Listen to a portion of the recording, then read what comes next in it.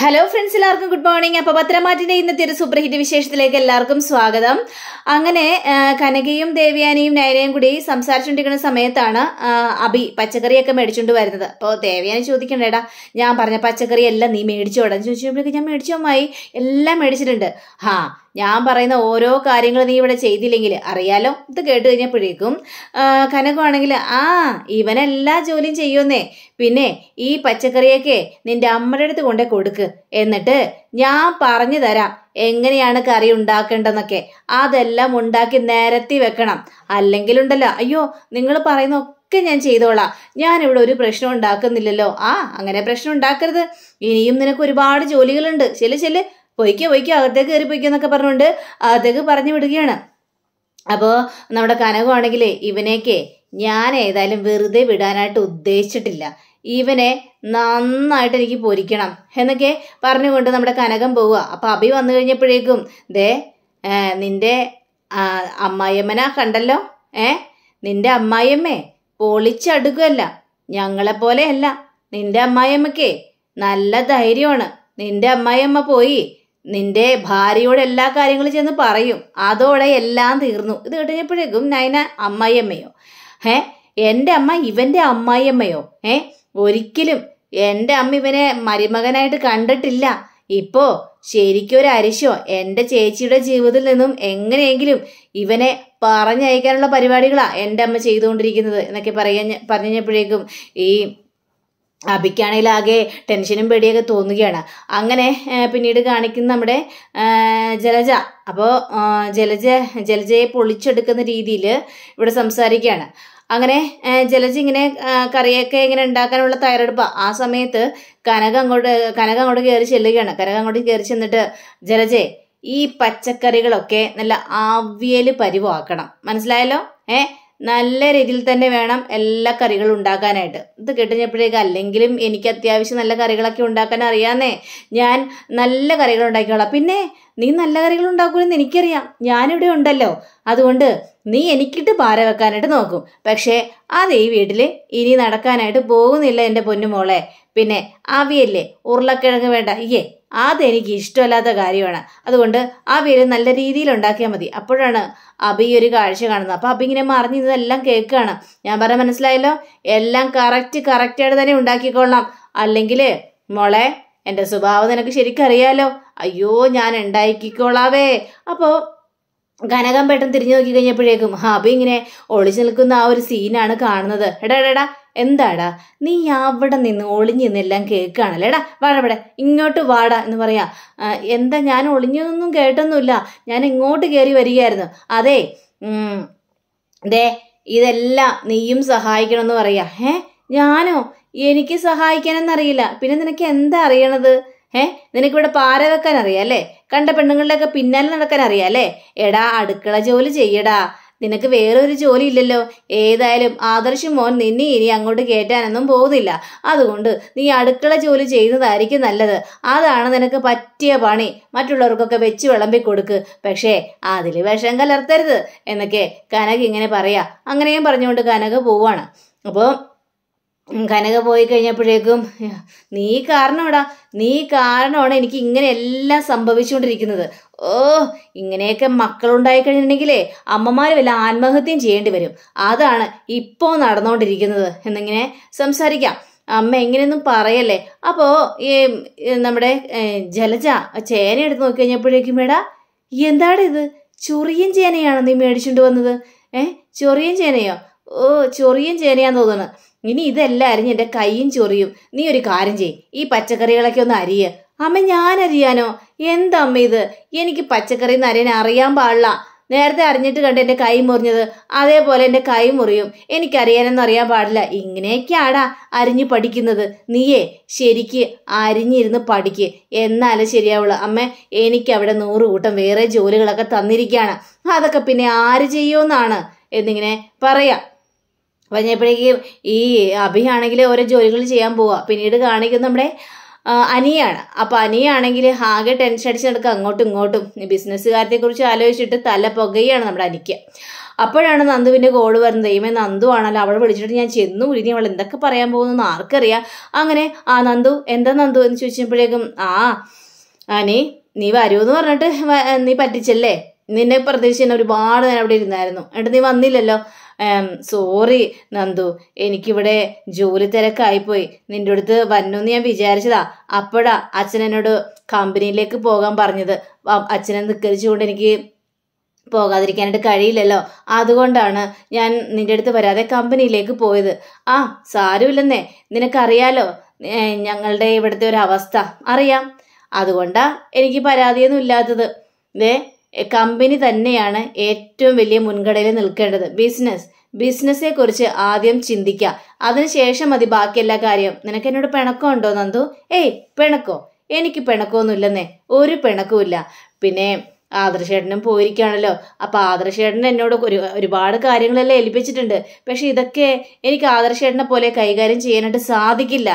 എനിക്കിതൊക്കെ ഇങ്ങനെ hand over ചെയ്യണമെന്ന് അറിയില്ല നന്ദു എന്നൊക്കെ പറഞ്ഞപ്പോഴേക്കും അതൊക്കെ നിനക്ക് സാധിക്കും. നിന്നെ വിശ്വാസമുള്ളത് കൊണ്ടല്ലേ ആദർശേട്ടൻ നിന്റെ കയ്യിൽ ഇതെല്ലാം ഏൽപ്പിച്ചത്. അപ്പം അതേപോലെ തന്നെ സംഭവിക്കുക തന്നെ ചെയ്യും. അപ്പോൾ നമ്മുടെ അനിയാണെങ്കിൽ നിനക്ക് സങ്കടമായോ? അല്ല, ഞാൻ വരാതിരുന്നപ്പോൾ ബോറടിച്ചെന്ന് ചോദിച്ചപ്പോഴേക്കേ ബോറൊന്നടിച്ചില്ല. അവിടെ നവീനേട്ടൻ ഉണ്ടായിരുന്നു. നവീനേട്ടനുള്ളത് കൊണ്ട് ഒരു ബോറടി ഉണ്ടായിരുന്നില്ല. അപ്പം ഇത് കിട്ടിഞ്ഞപ്പോഴേക്കും ഞെട്ടിപ്പോയി. നവീൻ വന്നായിരുന്നു? നവീനേട്ടൻ വന്നായിരുന്നു. നവീനേട്ടൻ വന്ന് എനിക്ക് കമ്പനി തന്നു, അതുകൊണ്ട് ബോറടിയൊന്നും ഉണ്ടായിരുന്നില്ല എന്ന് പറയാ. ശരിയടാ, എന്നാ പിന്നെ നിന്റെ ജോലി നടക്കട്ടെ എന്ന് പറഞ്ഞുകൊണ്ട് ഫോൺ വെക്കുകയാണ്. അപ്പോൾ നമ്മുടെ എനിക്കാണെങ്കിൽ വീണ്ടും ടെൻഷൻ കൂടി വരികയാണ്. ദൈവമേ, അവന് ഓരോ ദിവസം കഴിയും തോറും നന്ദുവിനോട് അടുത്തോണ്ടിരിക്കുകയാണല്ലോ. ഇനി അവൻ തന്നെ സത്യങ്ങളെല്ലാം തുറന്ന് പറയുമോ നന്ദുവിനോട്? ആ ഒരു ടെൻഷൻ നമ്മുടെ അനിയുടെ മനസ്സിലുണ്ട്. അങ്ങനെ നമ്മുടെ ജലജയെ കാണിക്കുകയാണ്. അപ്പോൾ ജലജയാണെങ്കിൽ ഈ ചേനരിയാ. അപ്പം ചേന അരിഞ്ഞപ്പോഴേക്കും ചേച്ചിയുടെ കൈ മുഴുവൻ ചൊറിഞ്ഞിട്ടിങ്ങനെ അയ്യോ എന്ന് പറഞ്ഞുകൊണ്ട് ഇങ്ങനെ ചൊറിഞ്ഞുകൊണ്ടിരിക്കുക. ആ സമയത്താണ് അനി കയറി വരുന്നത്. അപ്പോൾ അനി കയറി വന്നു നമ്മുടെ അഭി കയറി വരുന്നത്. അപ്പോൾ അഭി ചോദിക്കുകയാണ്, എന്താമ്മേ എന്താ പറ്റി? എടാ, നിനക്ക് ഒരു പച്ചക്കറി പോലും മേടിക്കാൻ അറിയില്ലേ? എടാ, ചേനയൊക്കെ നോക്കി മേടിക്കണ്ടേ? എൻ്റെ കൈ മുഴുവൻ ചൊറിയുന്നു ഈ ചൊറിയൻ ചേന മേടിച്ചിട്ട്. അയ്യോ അമ്മേ, എനിക്കറിയാവോ ഇതൊക്കെ മേടിക്കാനായിട്ട്? ഞാൻ ഇന്നേവരെ അങ്ങനെയൊക്കെ പോയിട്ടുണ്ടോ അമ്മേ? അതെ, നീ പോകാത്തതിന്റെ കുഴപ്പോ അതാണല്ലോ ഞാൻ ഈ അനുഭവിച്ചു കൊണ്ടിരിക്കുന്നത്. അപ്പോ കനകം കയറി വരികയാണ്. എന്തു പറ്റി? ഇതെന്തെങ്ങനെ ചൊറിഞ്ഞോണ്ടിരിക്കുന്നത്? ഇത് ചൊറിയൻ ചേനയാ.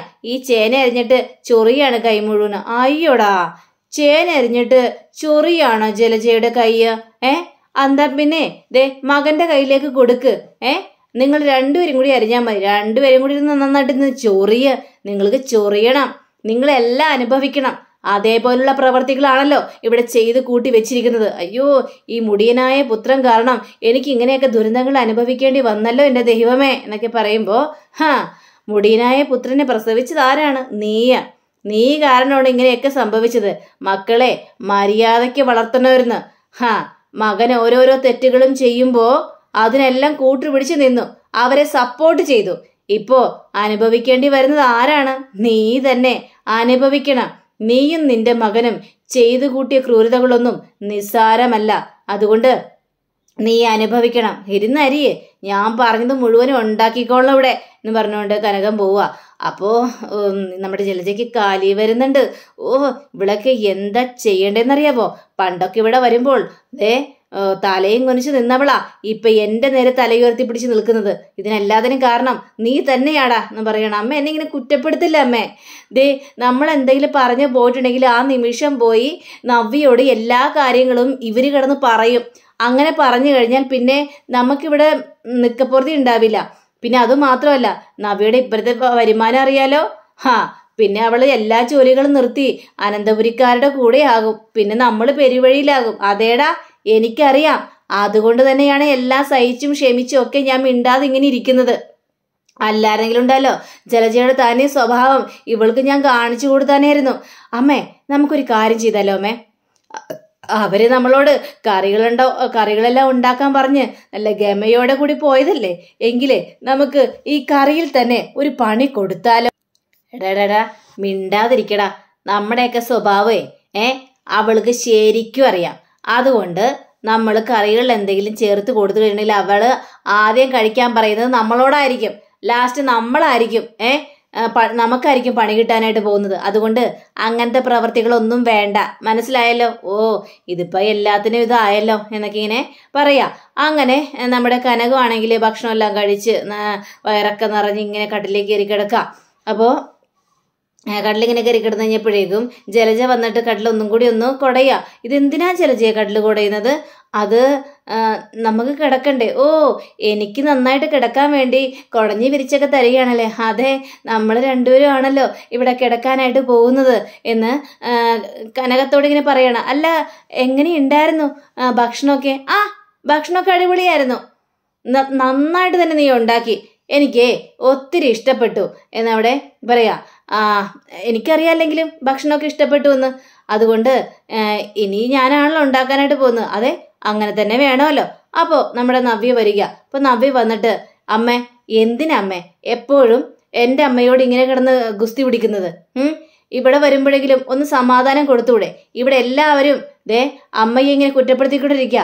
അതിന്റെ സമയത്ത് അമ്മയും കൂടി ഇങ്ങനെ കിടന്ന് പ്രശ്നം ഉണ്ടാക്കാൻ നിൽക്കല്ലേ? കേട്ട് കഴിഞ്ഞപ്പോഴേക്കും എന്താണ് ഞാൻ പ്രശ്നം ഉണ്ടാക്കിയത്? നീയേ കൂടുതൽ സംസാരിക്കാൻ നിൽക്കരുത്. ഇവളുടെ യഥാർത്ഥ സ്വഭാവമൊന്നും നിനക്ക് മനസ്സിലാവാത്ത കൊണ്ടാ. ഇവിടുത്തെ ജോലികൾ മുഴുവനും അവൾ ചെയ്യട്ടേന്നേ. എന്ത് ചെയ്യട്ടേന്ന് അമ്മേ? അല്ലെങ്കിൽ ഇവിടെ ഉള്ളവര് അബിയെയും അതേപോലെ തന്നെ അമ്മയെയും ഇവിടുത്തെ വേലക്കാരായിട്ടാണ് കണ്ടിരിക്കുന്നത്. സകലമാന ജോലികളും അമ്മയെ കൊണ്ടും അബിയെ കൊണ്ടുമാണ് ഇവർ ചെയ്യിപ്പിച്ചുകൊണ്ടിരിക്കുന്നത്. ആ സമയത്ത് അമ്മയും കൂടി വന്നിട്ട് ഇങ്ങനെയൊന്നും പെരുമാറാൻ നിൽക്കരുത്. പെരുമാറോടി, ഞാൻ പെരുമാറും. നിനക്കിതൊന്നും സഹിക്കുന്നില്ലെങ്കിലേ നീ പോയി കേസ് കൊടുക്ക്, നീ പോയി പോലീസിന്റെ അടുത്ത് കേസ് കൊടുക്ക്, അവരെന്നെ അറസ്റ്റ് ചെയ്യട്ടെ, അതായിരിക്കും നല്ല കാര്യം. അപ്പോ മോളെ നവ്യേ, എന്ത് വേണമെങ്കിലും മോളുടെ അമ്മ പറഞ്ഞോട്ടേന്നേ, എനിക്കിതൊക്കെ സന്തോഷമുള്ള ഉണ്ടാക്കാനായിട്ട്. അതുകൊണ്ട് ആ കാര്യത്തെക്കുറിച്ചൊന്ന് ഓർത്തിട്ട് ഞാനൊരു ടെൻഷനും അല്ല, മോള് പോകാൻ നോക്ക്, ഞങ്ങൾ ഏതായാലും കിടക്കട്ടെ എന്നും പറഞ്ഞുകൊണ്ട് നവ്യയെ പറഞ്ഞു വിടുകയാണ്. അപ്പോൾ നമ്മുടെ ജലജ അവിടെ കട്ടിലേക്ക് കയറി കിടക്കാനായിട്ട് ഒരുങ്ങിക്കഴിഞ്ഞപ്പോഴേക്കും, അയ്യോ ജലജേ ഇതെന്താ, എന്തിനാ ഇവിടെ വന്ന് കിടക്കുന്നത്? അല്ല എനിക്കും കിടക്കണ്ടേ? കിടക്കാനുള്ള സമയമായില്ലേ? ഇവിടെ ഞാൻ ഒറ്റക്കാ കിടക്കുന്നത്. എനിക്ക് നല്ല വിസ്താരമായിട്ട് നീണ്ടു നിവർന്ന് അങ്ങോട്ട് കിടന്ന് ഉറങ്ങണം, നല്ല ക്ഷീണമുണ്ടേ. അതുകൊണ്ട് ഞാനിവിടെ വരുമ്പോൾ ഒരു പായ ഉണ്ടായിരുന്നല്ലോ, ആ പായ നിലത്ത് വിരിച്ചിട്ട് ജലജ അങ്ങോട്ട് കിടന്നോളാനേ. ഇത് കേട്ട് കഴിഞ്ഞപ്പോഴേക്കും, അയ്യോ AC-യുടെ തണുപ്പും പിന്നെ മകരമാസവും കൂടിയല്ലേ, ആ സമയത്ത് ഞാൻ നിലത്ത് കിടന്നു കഴിഞ്ഞിട്ടുണ്ടെങ്കിൽ ഭയങ്കര തണുപ്പാണ്, എനിക്ക് ശരീരം വേദനയും മുട്ടുവേദനയും ഒക്കെ വരും. അതുകൊണ്ട് എനിക്കങ്ങനെ കിടക്കാനായിട്ട് പറ്റില്ല. അയ്യോ അതൊന്നും സാരമില്ല, ഇന്ന് ഒരു ദിവസത്തേക്ക് അങ്ങോട്ട് അഡ്ജസ്റ്റ് ചെയ്യുന്നേ. താഴത്ത് നീ പായ വിരിച്ച് അങ്ങോട്ട് കിടക്ക്, അതായിരിക്കും നല്ലത്. തണുപ്പൊന്നും നിന്നെ ഏൽക്കാനായിട്ട് പോകുന്നില്ല. അല്ലെങ്കിലും കുറച്ച് വേദനയൊക്കെ എടുത്തു കഴിഞ്ഞാൽ നീ അതങ്ങോട്ട് സഹിച്ചോ ജലജെ, അതിൽ കൂടുതലൊന്നും പറയാനായിട്ടില്ല ജലജെ എന്നൊക്കെ കേട്ടുകഴിഞ്ഞപ്പോഴേക്കും, ഇങ്ങനെയൊന്നും ചെയ്യാൻ നിൽക്കരുത് കേട്ടോ. പിന്നെ എങ്ങനെ ചെയ്യണമെന്നാ? ആ പായ അങ്ങോട്ട് എടുത്ത് വിരിച്ച് കിടക്ക് ജലജെ. അങ്ങനെ ജലജ പായ എടുത്ത് വിരിച്ച് കഴിഞ്ഞപ്പോഴേക്കും ഈ തലയണ എനിക്ക് വേണം കേട്ടോ. തലയണ ഇല്ലാതെ എനിക്ക് കിടന്ന് ഉറങ്ങാനേ പറ്റില്ല. അങ്ങനെ ജലജയ്ക്ക് ഒരു സാധനം പോലും കൊടുക്കുന്നില്ല. ഇവിടെ നല്ല ബ്ലാങ്കറ്റ് ഉണ്ടോ എന്നൊക്കെ ചോദിക്കണേ. ഇല്ല ബ്ലാങ്കറ്റ് ഒന്നും ഇല്ല. വേണ്ട സാറില്ല, ഞാൻ ഇതിൽ തന്നെ അഡ്ജസ്റ്റ് ചെയ്തോളാം, എനിക്ക് ഈ ബ്ലാങ്കറ്റ് മതി എന്ന് പറഞ്ഞുകൊണ്ട് ആ ബ്ലാങ്കറ്റും എടുത്ത് പുതയ്ക്കുക.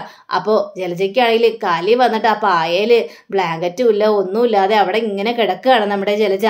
ജലജയ്ക്ക് ദേഷ്യവും വരുന്നുണ്ട്. ഈ തള്ളയെ ശരിയാക്കും, എൻ്റെ ഒരു അവസ്ഥ ഇങ്ങനെ ആയിപ്പോയി, അല്ലെങ്കിൽ തള്ളയെ ഞാൻ ഇവിടുന്ന് പറപ്പിച്ചാനെ. അപ്പൊ കനകമാണെങ്കിൽ നല്ല ഉറങ്ങിയ ഒരു പാതിരാത്രി കഴിഞ്ഞപ്പോഴേക്കും നല്ല കൂർക്കം വലിച്ചിട്ട് ഒരു രക്ഷയില്ല. ഈ ജലജയ്ക്കാണെങ്കിൽ ഉറങ്ങാനും പറ്റുന്നില്ല. എൻ്റെ ദൈവമേ, ഇവരിതെന്തൊരു കൂർക്കം വലിയാ, ഇവരെന്ത് ഈ കിടന്ന് കാണിച്ചു വിടുന്നത്? എനിക്കാണെങ്കിലും മര്യാദക്ക് ഉറങ്ങാനും പറ്റുന്നില്ലല്ലോ, ഇതെന്തൊരു കഷ്ടമാണ് എന്നൊക്കെ ഇങ്ങനെ നമ്മുടെ ജലജ ഇങ്ങനെ പറയാണ്. അങ്ങനെ പിറ്റേ ദിവസം രാവിലെ ആയി കഴിഞ്ഞപ്പോഴേക്കും ഈ ജലജയ്ക്കടയിൽ കലി വരുന്നുണ്ട്. ജലജ അങ്ങോട്ടും ഇങ്ങോട്ടും പരക്കം വാങ്ങി നടക്കുകയാണ്. എന്താ അമ്മേ എന്ന് ചോദിച്ചപ്പോഴേക്കും, ഞാൻ ഉറങ്ങിയിട്ടില്ല, അതറിയാമോ? അയ്യോ ഞാനും ഉറങ്ങിയിട്ടില്ല. അവര് എന്നെ നിലത്ത് കിടത്തി, ഇതെല്ലാം സഹിച്ചും ക്ഷമിച്ചൊക്കെ നിൽക്കുന്നത് ഞാൻ നിന്നെ ഓർത്തുകൊണ്ട് മാത്രമാണ്, നീ ആ കാരണമാടാ എനിക്ക് ഇങ്ങനെയൊക്കെ സംഭവിക്കാനുള്ള കാരണം. അമ്മയ്ക്ക് നല്ല പറഞ്ഞൂടെ അമ്മ എന്തിനാ അവരുടെയൊക്കെ സഹിച്ചിങ്ങ് നിൽക്കുന്നത്? ഏതായാലും അവരുടെ അഹങ്കാരം നിൽക്കാൻ പോവാണമ്മേ. ആദർശില്ലേ തോറ്റു പിന്മാറി ഇങ്ങോട്ട് വരിക തന്നെ ചെയ്യും. പിന്നെ അവൻ തോക്കാൻ പോകുന്നു. അവൻ ഒരിക്കലും തോക്കില്ലട, തോക്കും അമ്മേ. എന്നെ ഒരു അജ്ഞാതം വിളിച്ചില്ലേ, അയാൾ കറക്റ്റായിട്ട് പറയുന്നുണ്ട് ആദർശ് തോറ്റേ മടങ്ങി വരുവുള്ളെന്ന്. അപ്പോൾ നമുക്ക് അതും പ്രതീക്ഷ നിൽക്കുക. അതേടാ, ഇനി അങ്ങനെ ഒരു കാര്യം പറഞ്ഞിട്ടുണ്ടെങ്കിൽ ആദർശ് തോറ്റു പിന്മാറി വരട്ടെ, എന്നാൽ എനിക്ക് ഇവരുടെ ദുഃഖങ്ങളെല്ലാം കാണാനായിട്ട് പറ്റുള്ളൂ എന്നിങ്ങനെ പറയാ. അപ്പൊ അങ്ങനെയും കാണിച്ചുകൊണ്ടാണ് നമ്മുടെ ഇന്നത്തെ റിവ്യൂടെ അവസാനിച്ചിരിക്കുന്നത്. അടുത്ത റിവ്യൂവിനെ കാത്തിരിക്കുക. സബ്സ്ക്രൈബ് ചെയ്യുക. എല്ലാവർക്കും നല്ലൊരു ദിനം ആശംസിക്കുന്നു. നമസ്കാരം. Thank you. ബൈ.